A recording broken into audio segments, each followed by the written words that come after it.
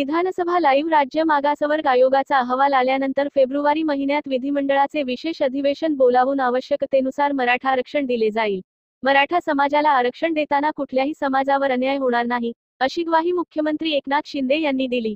महाहिवाळी अधिवेशन 2023 राज्य मागासवर्ग आयोग महिनाभरामध्ये आपला अहवाल सादर करेल आणि त्यानंतर त्याचं अवलोकन केलं जाईल आणि त्यामध्ये अवलोकन करून मराठा समाजाला आरक्षण देण्यासाठी मी आपल्याला अध्यक्ष महोदय सांगू इच्छितो, सभागृहाला सांगू इच्छितो की आवश्यकतेनुसार हे जे राज्य मागासवर्ग आयोगाचा अहवाल आल्यानंतर फेब्रुवारीमध्ये विधिमंडळाचं विशेष अधिवेशन बोलवून आवश्यकतेनुसार मराठा समाजाला आरक्षण दिलं जाईल आणि हे मराठा समाजाला आरक्षण देताना इतर कुठल्याही समाजावर अन्याय होणार नाही याची खात्री देखील मी या ठिकाणी देऊ इच्छितो।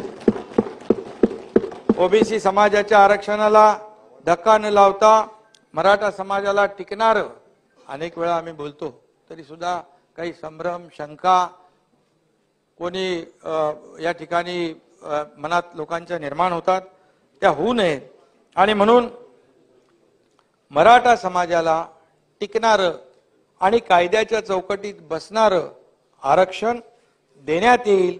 त्यासाठी जे जे काही करता येईल ते सर्व करण्याची जबाबदारी आमची आहे।